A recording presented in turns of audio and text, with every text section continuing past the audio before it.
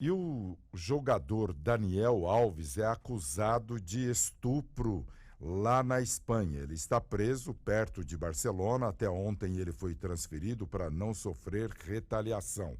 Sobre esse caso, nós vamos conversar com a doutora e mestre em Direito da PUC de São Paulo, especialista em Direito de Família e Sucessões, a doutora Isa Gabriela Stefano. Doutora Isa Gabriela, os agradecimentos, obrigado por nos atender, seja bem-vinda à Rádio Justiça. Eu é quem agradeço. Um bom dia.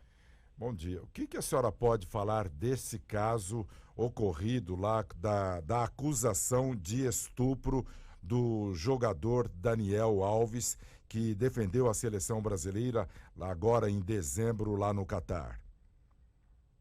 É um caso, né, uma acusação bem grave, que isso interfere diretamente até na questão familiar, né, porque é muito difícil para a esposa ter que lidar com essa questão de agressão sexual. E aí nós vamos ter que verificar a questão, né, de como vai ser a questão das provas, se realmente houve ou não estupro. O grande problema é que agora ele diz que teve um relacionamento consensual. Então ele confessa ter tido um relacionamento extraconjugal, né? E isso, dentro das relações familiares, traz um problema muito grande na questão da convivência do casal, que acredito que possa gerar até um eventual divórcio. Doutora Isa, supondo no campo hipotético o jogador Daniel Alves ficou milionário, né? É o jogador com maior quantidade de títulos do mundo, né? De títulos pelas equipes por onde ele passou. No campo hipotético, a esposa não aceitando esse drama, essa situação, ela pede o divórcio, como a senhora falou. Como fica a partilha dos bens do casal, caso ocorra a separação? A partilha dos bens vai ser feita de acordo com aquilo que está previsto no casamento deles. Então, com certeza, eles devem ter aí um pacto antinupcial, determinando um regime de bens, e vai seguir aquilo que foi posto. Se tiver a previsão de um regime de separação total, a esposa não vai ter acesso a nada do patrimônio dele. A única coisa que a esposa terá de direito, aí seria nem no âmbito, né, propriamente do divórcio em si, com relação ao patrimônio do casal, mas sim a questão do dano moral por ela sofrido, já que essa traição, né, acabou vindo à tona, vindo a público por todos, e isso está trazendo a ela um grande sofrimento. Certo. Doutora Isa Gabriela, no caso, cabe pensão havendo a separação do casal? A questão da pensão só vai depender da necessidade do cônjuge. Ao que parece, ela é uma modelo, então ela também tem renda própria. Então, neste caso, ainda que a separação se dê, né, por um ato dele, culposo e vexatório para ela e tudo mais, ela não tem direito à pensão. Porque a pensão serve para poder auxiliar o cônjuge que depende financeiramente do outro e não tem condições de trabalhar, que acredito não ser o caso dela. Certo. Continuando ainda com essa mesma palavra, no campo hipotético, caso haja a separação do casal, doutora Isa Gabriela, o julgamento deve acontecer lá onde eles estão, na Espanha mesmo? Sim, até porque o casamento se deu na Espanha, né? Então, como o casamento foi na Espanha, acredito que toda a questão vai ser regida pela lei espanhola. O que nada impede que seja feito também no Brasil, porque aquele que se casa fora do Brasil, o casamento ele tem validade dentro do Brasil também, né? Então, o casamento lá vai seguir as mesmas regras aqui. Mas acredito que, como tudo foi feito lá, o casamento, o regime de bens deles, acredito que qualquer problema, numa eventual separação, seja feita na própria Espanha. Isso é porque o caso aqui no Brasil, a lei brasileira, não é considerado crime a traição, né, entre o casal. A senhora tem conhecimento da Espanha, se tem algo semelhante? É uma coisa quase que universal? A questão de crime, a traição, em regra, ela não é crime, né? Na Espanha também não é a questão penal. O que ocorre é que a traição, quando gera uma questão vexatória, ela gera uma indenização patrimonial, que daí a gente entra dentro da esfera do dano moral. É por causa da exposição, por se tratar de uma pessoa mundialmente famosa e ela também conhecida, como a senhora acaba de informar, que é uma modelo, deve ter o público dela, do conhecimento, então vai por esse caminho. Sim, e a mesma coisa no Brasil também, e não precisa ser famoso. Se uma pessoa comum pratica uma traição com o cônjuge, isso por si só não gera indenização. Mas se essa traição acaba atingindo o meio social do cônjuge traído, aí neste caso, gerando essa questão de incômodo, de vexatório entre colegas e amigos, cabe indenização. Certo. Esse meio social, como a senhora falou, é entre os familiares e as pessoas do convívio do dia a dia, é isto? É isso. Agora, no caso dela, quanto maior for o impacto, maior é o valor da indenização. Porque daí é maior a exposição, maior o sofrimento, e aí o juiz vai pesar essa questão da exposição e de como foi feita essa traição.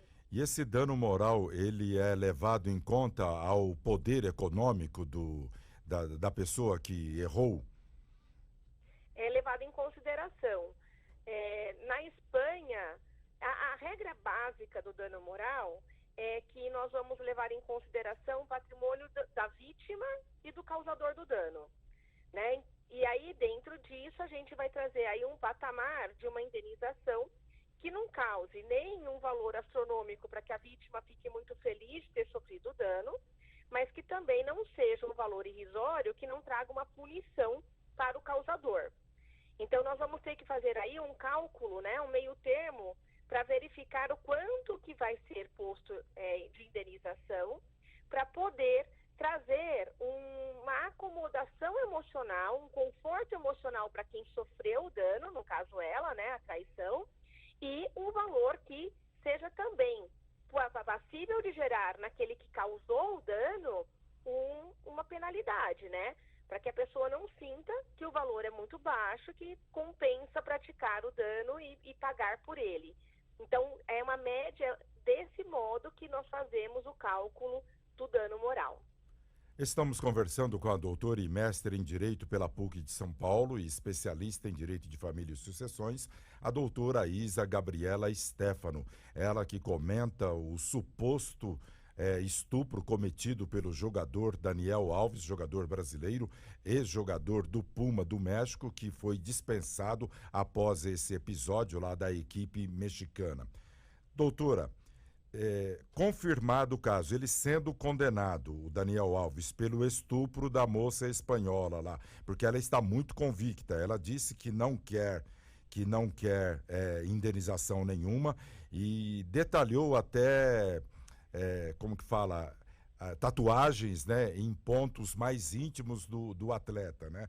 Então, a impressão que dá, pelo que sai na imprensa, ela está falando a verdade. Se ele for condenado, pegar muitos anos de cadeia, quem cuida do patrimônio desse jogador nesse período? Neste caso, se ele for condenado e ficar por muitos anos, normalmente, pela regra, é a esposa. Mas ele, com relação ao patrimônio que for comum, se ele tiver algum patrimônio que seja dele e dela, aí ela é quem administra. Já o patrimônio que for somente dele, em que ela não tiver nenhum direito, aí ele pode nomear um administrador para que cuide dos interesses dele. Certo. Aqui no Brasil, por esse crime, a condenação antes era de 8 anos, né? A pessoa que cometia estupro. Hoje eu não sei quanto que dá isso daí. É semelhante fora do país, doutora? Não. Cada país tem sua regra própria com relação à questão das penas, né? E também é importante dizer a questão do cumprimento da pena, porque aqui no Brasil a pessoa às vezes é condenada a 30 anos, mas acaba ficando 15, né? Ou ficando até menos, porque ela vai conseguindo benefícios para sair da prisão. Essas regras aí, elas são feitas por cada país. Então, na Espanha, eles vão ter a regra própria deles. Certo. Eu sei que essa pergunta poderia ser feita por uma psicóloga, né? Mas a senhora, como especialista em direito de família e associações, lida com os dramas familiares do cotidiano nosso, né? Do dia a dia. Dá para entender o porquê a pessoa comete esse tipo de crime, doutora Isa? Não dá para entender, né? Acho que qualquer tipo de violência, nós não conseguimos compreender. Mas a questão do estupro, principalmente, ela está muito ligada ainda numa questão muito cultural, né? De que durante muitos anos a mulher sempre teve que servir aos desejos do homem. E se nós formos ver dentro da própria história, né? A mulher, por que que nós temos a questão do nome de casada? Porque a mulher passava para o nome do marido, né? Como quase um objeto. E apesar da sociedade ter evoluído muito, infelizmente ainda tem um pouco de resquício com relação a essa questão da mulher servir ao marido, né? Tanto que durante muitos anos não tinha a questão do estupro entre pessoas casadas. Então, se o marido quisesse ter uma relação sexual e a mulher não quisesse, ela era obrigada a satisfazer o marido. Não era crime. Passou a ser crime há poucos anos. Então, eu acho que tem muito dessa questão cultural, né? Do homem ainda ter esses impulsos sexuais, vendo a mulher mais como um objeto. O que é uma pena, né? Porque hoje todos já têm a informação, nós já sabemos que deve-se respeitar a vontade de ambas as partes, né? Assim como também antigamente o homem não era estuprado, né? O estupro não abrangia o homem, era só a mulher, e há pouco tempo a legislação brasileira abarcou o homem também dentro dessa questão de vítima de estupro. O crime recebia outro nome, mas tinha para o homem, mas não como estupro em si. Era Então acredito violentado, né?